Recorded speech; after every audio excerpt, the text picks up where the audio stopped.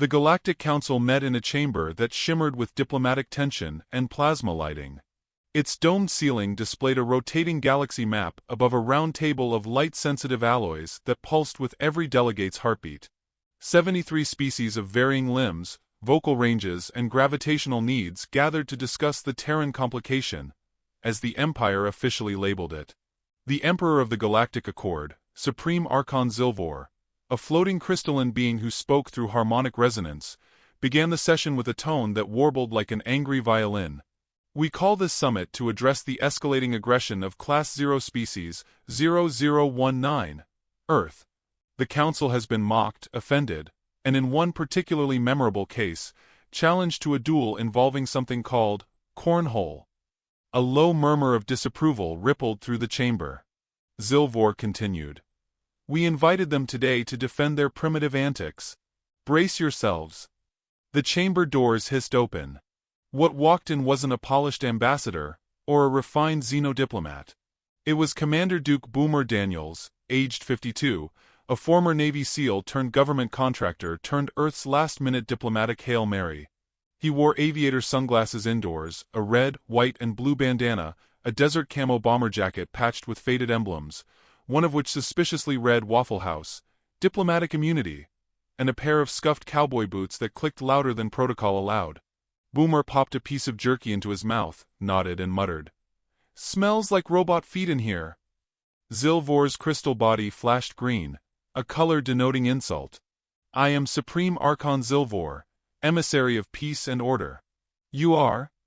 Boomer extended a hand. Commander Boomer Daniels. Earth.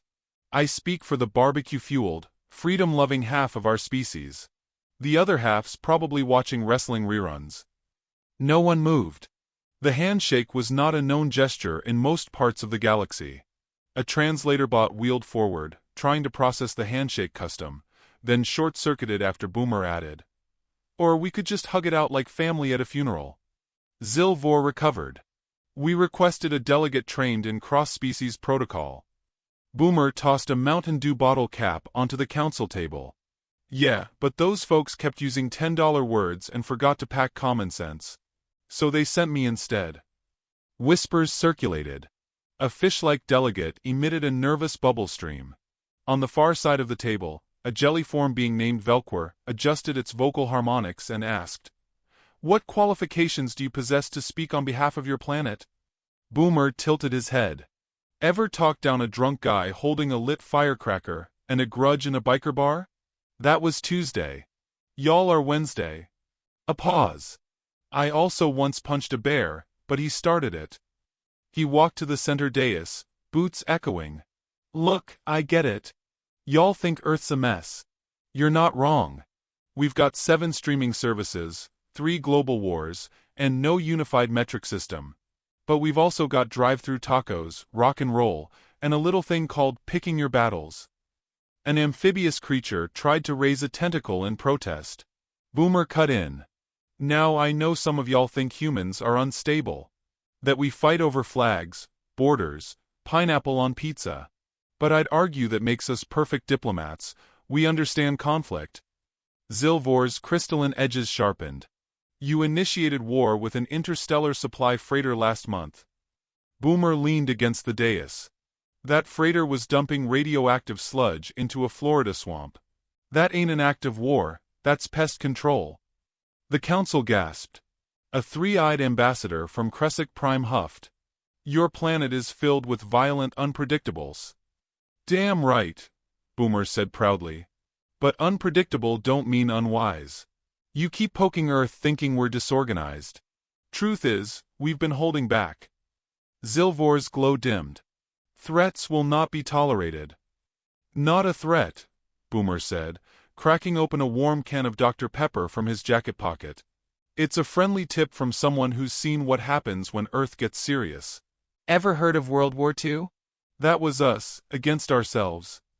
A tall, beetle-like diplomat buzzed. Your people are chaos incarnate. Boomer grinned.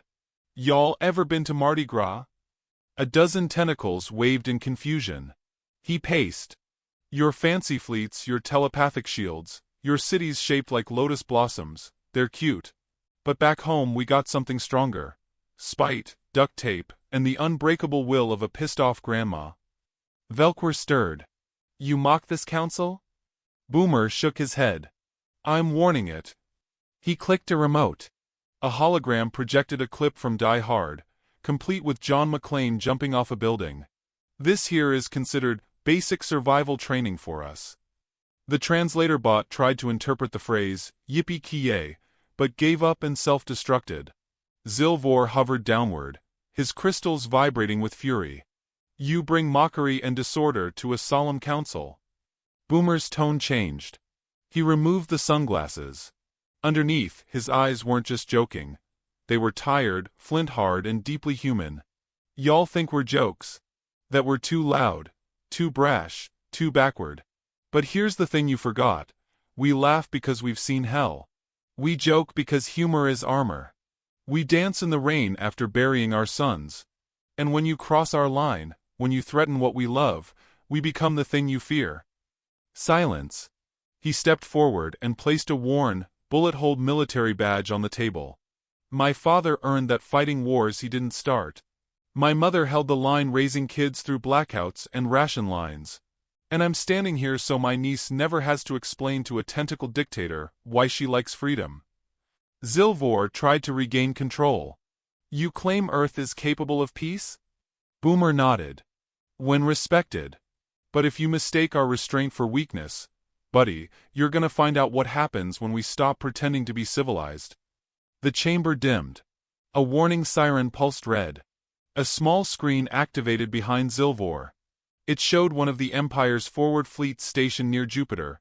Engines offline, systems fried, drifting. Boomer didn't flinch. We didn't do that, he said. At least, not officially. Probably some teenage hackers in Iowa using a Game Boy and a grudge. The Emperor's crystalline voice trembled. This is an act of war. Nope, Boomer replied. This is us being polite. Y'all think we're chaos. You ain't met our engineers yet.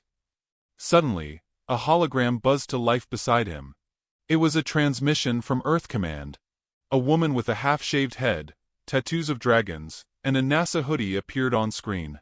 Boomer, she said. Tell them they've got 12 hours to vacate the asteroid belts or we start Phase 2. Boomer raised a brow. That the one with the orbital mirror thing? She smirked. Nah. That's Phase 3. This one's the bees. Boomer turned back to the chamber, chewing his jerky. You got a choice. Back off, let Earth be Earth, and we'll go back to fighting each other over football. Or you keep poking us. He paused, adjusting his belt with a chrome-plated wrench. And we stop pretending to be civilized. A long silence. Delegates looked at each other, unsure whether this was the end of a warning or the start of a legend. Zilvor's glow faded to blue. A signal for uncertainty. Boomer tossed a peace brochure, stained with mustard, onto the table. Your move, sparkleballs. And with that, he turned and walked out. Behind him, the Galactic Council descended into chaos, arguments erupting in 50 languages, security scrambling, emergency protocols activating. Boomer lit a toothpick, whistled Sweet Home Alabama, and muttered to himself. Next time, they better send someone who understands the difference between peace and surrender. In the diplomatic aftermath of Commander Boomer's galactic mic drop, Earth went silent. Not diplomatically silent, broadcasting Britney Spears on loop while the Pentagon played poker in bunkers kind of silent. The world's governments did what they always did in the face of cosmic pressure. Disagreed loudly, stockpiled snacks, and left the real decisions to rogue units operating under plausible deniability. The Galactic Empire, meanwhile, took Earth's warning as bluff. Or malfunction. Or a peculiar species-wide psychological disorder. Thus came the fleet. 3 sleek dreadnoughts, 15 light suppression cruisers, and a diplomatic skiff named the Verdant Entreaty, shaped like a space lotus and scented with synthesized tranquility pheromones. Their mission: begin non-lethal behavioral correction on Earth's surface. Their strategy: broadcast pacifying harmonic tones into Earth's ionosphere. Their mistake: choosing the NASCAR frequency. At exactly 3:32 p.m. Central Standard Time, As the Richmond Speedway was mid-race, televisions went dark. Radios screeched. Bluetooth headsets emitted a low, buzzing hum designed to soothe. Instead, it confused pets and angered a nation. In Topeka, Kansas, one man threw a lawn chair through his own flat screen in protest. In Alabama, emergency radio operators mistook the signal for Chinese psychological warfare and deployed all 4 of their World War II-era tornado sirens. And in Montana, deep in a cold bunker full of war memorabilia and bad decisions, Lieutenant Colonel Mick Tornado, Travers leaned back in his creaky chair, stared at the fuzzy screen and said, "Welp, guess it's time." He reached for a dusty red lever labeled, "Courtesy Call." To the uninitiated operation, courtesy call sounded like a polite phone outreach. In reality, it was a half-decommissioned Cold War protocol repurposed by a coalition of conspiracy theorists, disgruntled veterans, and 2 off-the-books Air Force bases who'd been stockpiling old warbirds and reverse-engineered alien tech since Roswell. Nobody expected to use it. Until now. 5 minutes later, 3 rusted B-17 bombers retrofitted with glowing alien propulsion cores took off from a field near Livingston. They were piloted by retired pilots chewing tobacco, listening to Johnny Cash, and ready to prove their grandchildren wrong about their retirement plans.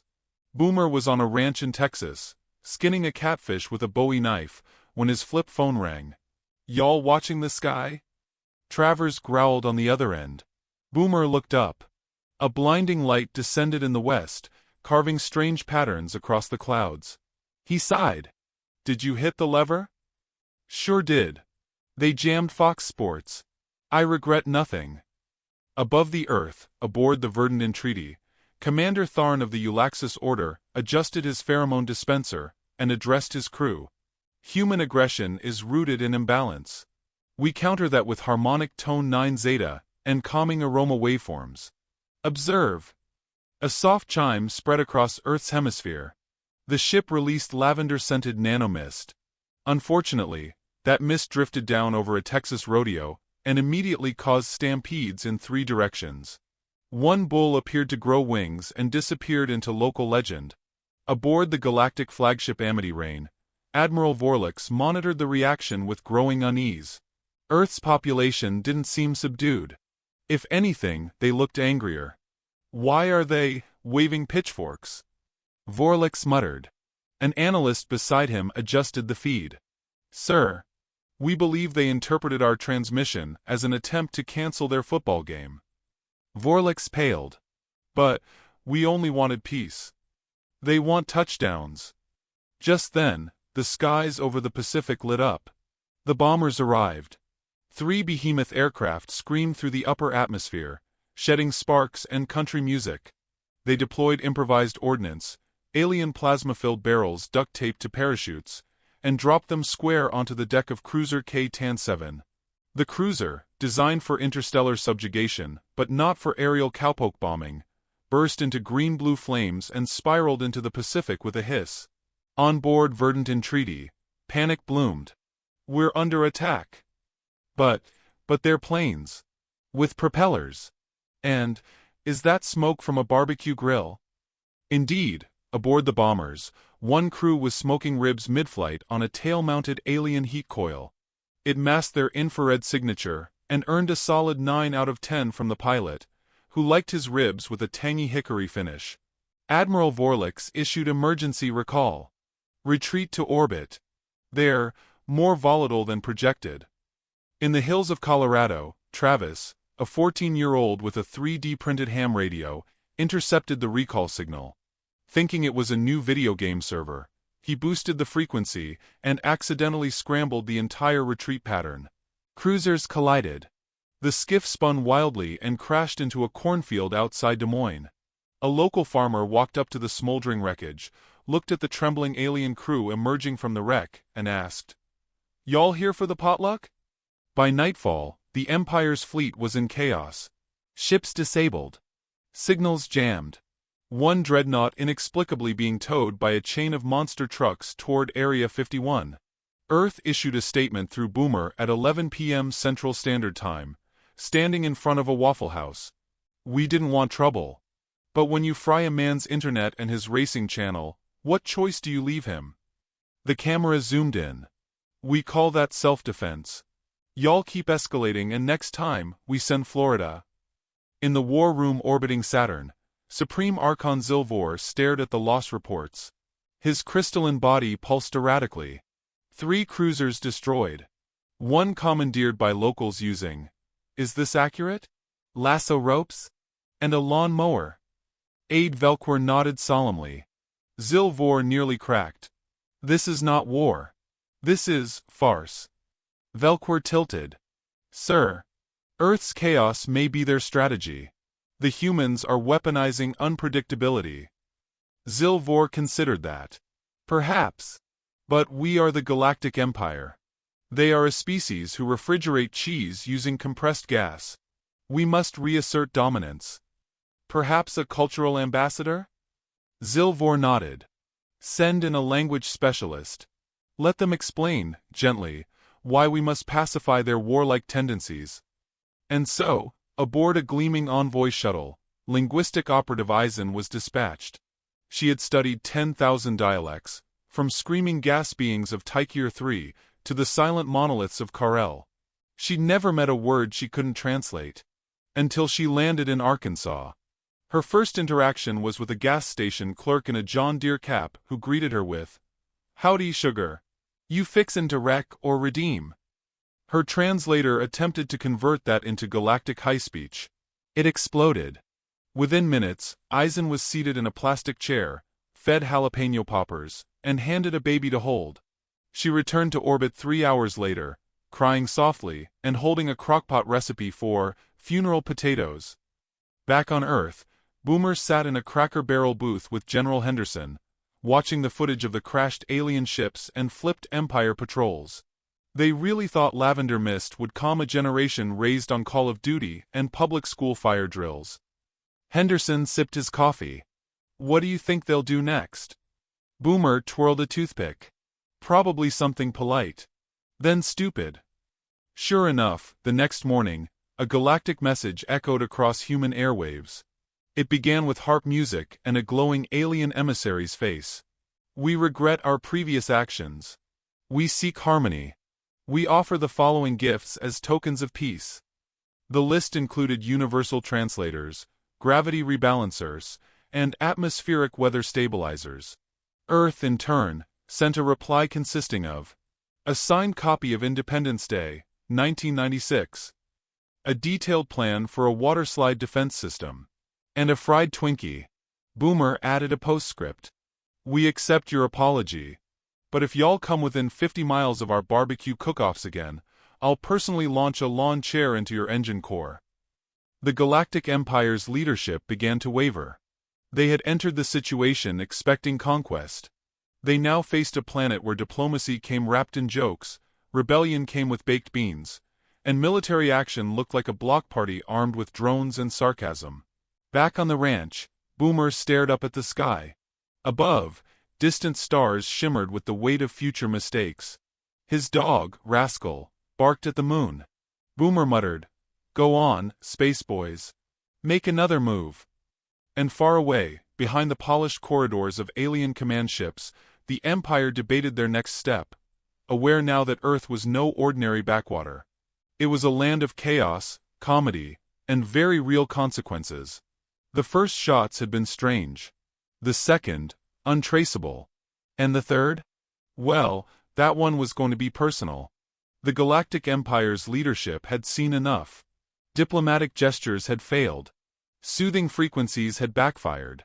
Half their fleet now sat in Earth's oceans or was parked outside Walmarts in Mississippi, covered in bumper stickers. They needed results. Fast. Clean. Authoritative. Supreme Archon Zilvor summoned the Order Enforcement Legion, an elite battalion trained to pacify hostile systems with minimal bloodshed. These were not the flamboyant diplomacy bots or scented mist cruisers of earlier attempts. These were tacticians, shock troopers, and behaviorists, experts in suppressing planetary chaos with precision. Their target, a volatile human hub codenamed FRL-D4. They believed it stood for Federated Regional Leadership District 4. It did not. It stood for Florida.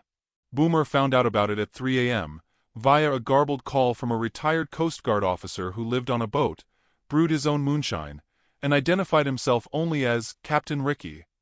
"They're landin' in the Everglades," Captain Ricky slurred.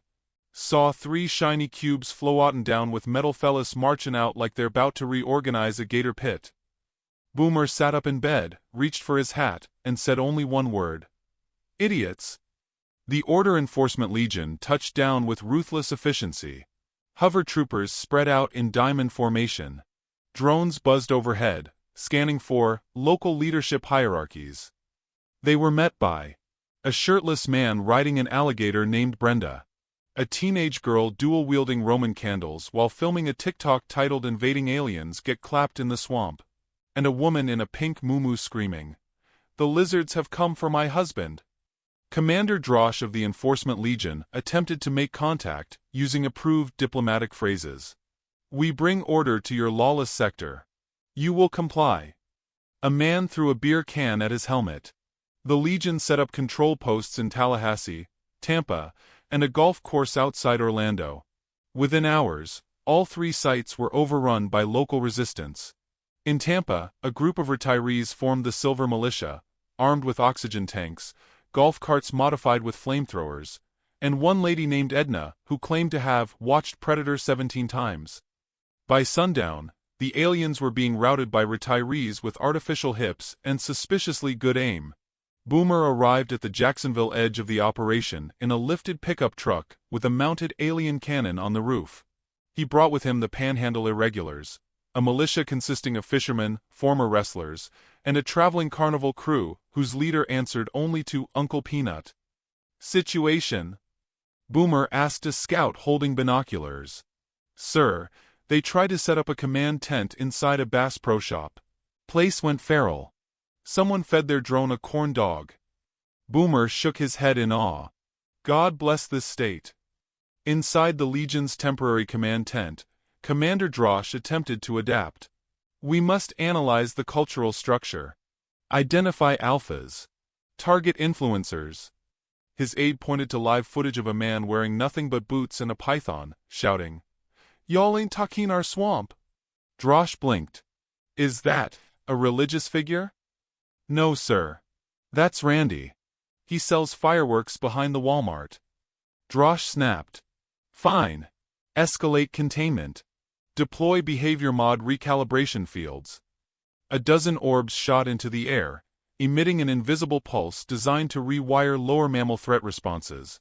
It worked on squirrels. Unfortunately, humans mistook the buzzing frequency for mosquitoes and began lighting citronella torches, bug zappers, and, somehow, a small sacrificial ritual involving a karaoke machine and a roasted pig. The recalibration field melted. Boomer radioed ahead. "Tell him to retreat before we have to unleash Phase 2. "What's Phase 2? Asked the radio tech. Boomer grinned. "The part where we stop warning him." In Miami, aliens attempted to impose curfew. They were met with a rave. Thousands gathered under neon lights, shouting, "Show US the mothership," and throwing glow sticks at surveillance drones. A Galaxian shock trooper was spotted crowd-surfing, unwillingly. In Key West, a tactical squad tried to enforce silence in a local bar. A band responded with an impromptu rendition of Free Bird, so loud it shorted the troopers' audio filters. By day 3, the Empire's forces began showing signs of psychological strain. "They don't sleep," whispered one trooper. "They party. Then they fight. Then they party while fighting." Commander Drosh recorded a message to Zilvor. Requesting evacuation. "The terrain is fluid. The humans, they laugh when wounded. One stole my helmet to use as a beer cooler. I cannot explain this place." Boomer intercepted that transmission, hacked into the video, and inserted his face mid-message. "If you're hearing this, congrats. You landed in the one place on Earth where reality checks itself out and dares you to follow. This ain't diplomacy. This is Florida." He leaned closer. "And trust me, y'all haven't even met the Keys yet." Back in orbit, Zilvor had to face an inconvenient truth. His elite pacification force had been repelled not by militaries, but by civilians in flip-flops. The Empire had lost 3 gunships, 5 drones, and the respect of several senior officials. "Send in psychological reinforcement," he barked. "We need to understand these creatures." They deployed a team of 12 alien sociologists and 1 unlucky intern. The team made it 20 minutes before being adopted by a biker gang who renamed them all Junior, and brought them to a swamp bar trivia night themed movies with explosions. 2 of the sociologists refused to return. "We belong here now," said one, wearing cut-off jeans and sipping moonshine. "They have funnel cake." The intern sent a final report. "This place defies taxonomy. Behavior is unpredictable. Laws are optional. Leadership changes hands via wrestling matches. The humans vote for chaos." Back in Tallahassee, Boomer met with local resistance leaders inside a bait shop turned command post. "Status?" he asked. Uncle Peanut lit a cigar with a flamethrower. "Aliens tried to bribe us with some anti-gravity doodad. We traded it for a boat, 2 gators and a deep fryer." Edna, the flamethrower-wielding grandma, added, "They ain't made for this place, son. We thrive on nonsense." Boomer looked out the window where a gator wore an alien helmet and 3 children played baseball using alien rifles as bats. He nodded. "You're not wrong." That night, the Empire tried one final tactic. They launched the Peace Dome, a hemisphere of atmospheric stasis designed to enforce silence and logic within a 50-mile radius. It was considered flawless. They placed it over Gainesville. It lasted 6 minutes. Inside, the local radio station hacked into the dome's frequency and broadcast Achy Breaky Heart on repeat. Then someone lit a bonfire shaped like a cowboy hat. The dome cracked, imploded, and released a shockwave of confused birds and Pabst Blue Ribbon cans into orbit. Boomer stood at the center of it all, arms folded, squinting at the stars. Commander Drosh limped toward him, covered in pink glitter, and holding a clipboard upside down. "I surrender," he said. Boomer shrugged. "Smart move. You picked the wrong state, buddy." Drosh knelt. "What is this place?" Boomer patted his shoulder. "It's where law goes to retire, and chaos has beachfront property." Zilvor received the report via encrypted channel. He read it, reread it, then threw it into a plasma fire. "Enough," he hissed. "This world has no logic. We must break them fully. No more cultural analysis. No more harmonic pulses. If they want war." Velquer interrupted. "Sir, Earth just sent a new message." Zilvor froze. "What does it say?" Velquer played the clip. Boomer appeared on screen, this time wearing sunglasses, a bandolier of alien grenades, and a baby raccoon on his shoulder. "You tried manners. You tried mind games. Now you tried order. But here's the thing, Sparkle Squad. Earth doesn't play by your rules." The raccoon squeaked. Boomer smiled. "Next time you want to fight, don't come for Florida. Send your best. Because if you show up with clipboards and missed again, we'll send in Ohio." The transmission cut. Zilvor's crystals cracked along their edges. The Empire had underestimated Earth's might. Not its weapons. Not its tech. But its ability to weaponize absurdity. They'd planned for resistance. They hadn't planned for gators, retirees, and flaming lawn chairs. They wanted order. They got Florida. And Earth had only just begun. The stars shimmered with quiet judgment as Earth stood on the edge of escalation. 3 galactic offensives had failed, first with diplomacy, then with pheromone fog, and finally with order. Now, the Empire circled the planet like vultures too prideful to admit they'd picked the wrong carcass. But Earth didn't rattle. Not anymore. Commander Duke Boomer Daniels stood on the rim of an abandoned NASA launch pad, staring at a metal beast codenamed Freedom Crate, a prototype orbital delivery vessel originally built to carry satellites, then secretly retrofitted to carry retired Marines, 3 Harley-Davidsons, and a barbecue pit. He lit a match on his belt buckle and squinted up at the dark sky. Behind him, old men and older women shuffled into line, carrying duffel bags, custom rifles, and folding chairs. Some wore camo. Others wore denim vests with patches that read, Don't ask me about Vietnam unless you want a story and a beer. These were the ones the Empire never planned for. The ones Earth barely remembered. The boomers. Retired, restless, and royally ticked off. Boomer Daniels cracked open a cold can of peach soda. They didn't listen when we tried peace. Now they're gonna get the generation that grew up on lead paint, lawn darts, and real recess. General Henderson stepped forward, frowning. Is this sanctioned? Boomer tossed the empty can into a barrel fire. Nothing about this is sanctioned. That's the point. You're sending civilians into space. They're not civilians. Boomer smirked. They're American parents in war mode. The plan was simple. Crude. Dangerous. So naturally it was perfect.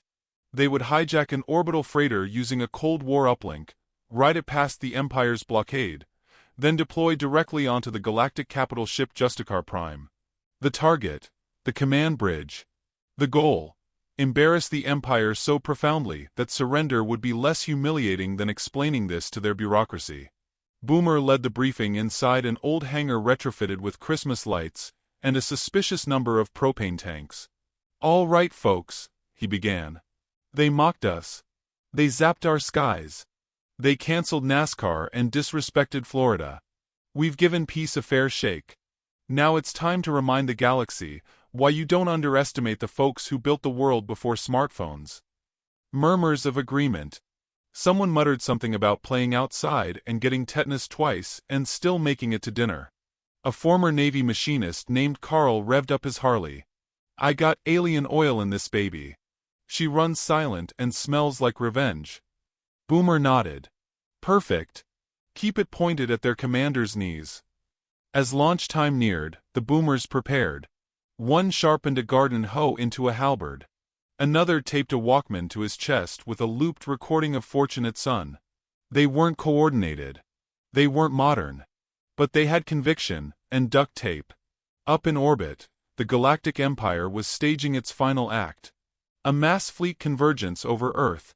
Their largest warships formed a ring around the atmosphere, their guns trained downward, broadcasting one final warning.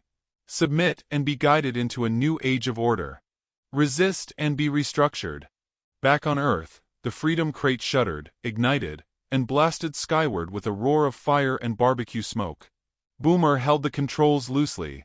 Never flown this thing before. Sir, you're the mission leader, said Edna, now wearing a space helmet covered in glitter and cigarette stickers. He shrugged. I flew crop dusters. Same thing, but angrier. They pierced the upper atmosphere just as the Empire issued its final countdown. 10, 9, 8. The boomers arrived at 7. The hull of the Justicar Prime was a seamless, impregnable alloy. But no one told that to Hank Biscuit Bledsoe, who strapped himself to a DIY railgun and launched himself straight through a ventilation port. He landed inside the engine chamber, saluted the camera, and shouted, "How do you like them apples, you sparkly tin cans?" Then he deployed a bag of chewing gum, which he used to block every heat exhaust sensor he could find. The ship shuddered. Boomer and the main squad landed on the dorsal hangar, breaching it with sledgehammers and what appeared to be an antique cannon loaded with moonshine. The aliens scrambled. "Sir, we're under attack." "By whom?" "Unknowns. They have flags. And casseroles." In the command chamber, High Overseer Clarn panicked. "They're not soldiers. They're civilians." "No, sir," his second-in-command whispered. "Worse. They're veterans." The boomers advanced like a homecoming parade from hell. They shouted slogans like, "Back in my day, we earned our trauma," and "This is for stealing Pluto." In the galley, Boomer found a vending machine of nutrient cubes and replaced them all with Slim Jims. "We fight psychological," he explained. Edna stormed the broadcast room, kicked over a drone, and went live across every galactic channel. "We are Earth. We warned you. Now we're bringing casseroles and consequences." Carl drove his Harley straight through a crystal wall and performed a wheelie in zero gravity. "They banned lawn darts, but they didn't ban me." Security forces tried to rally.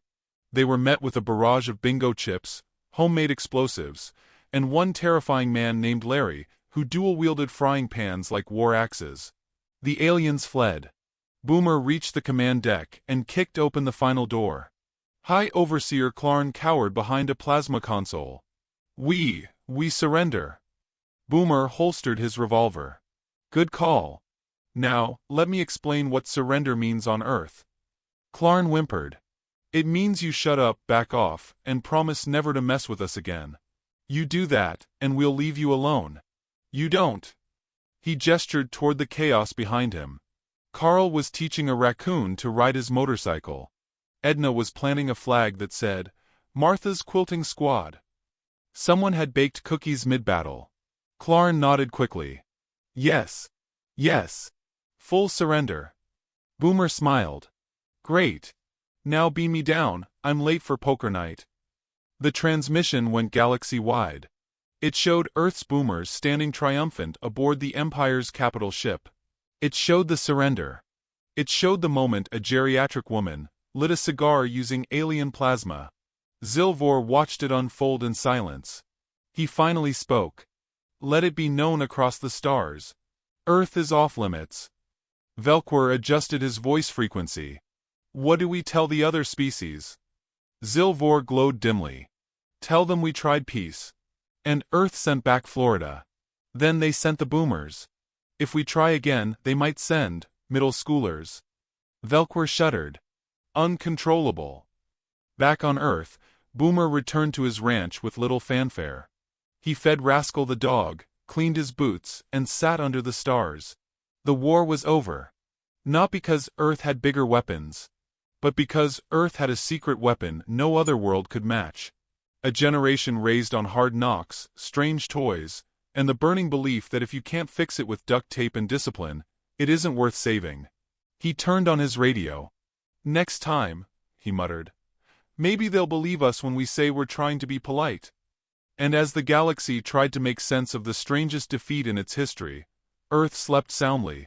For now.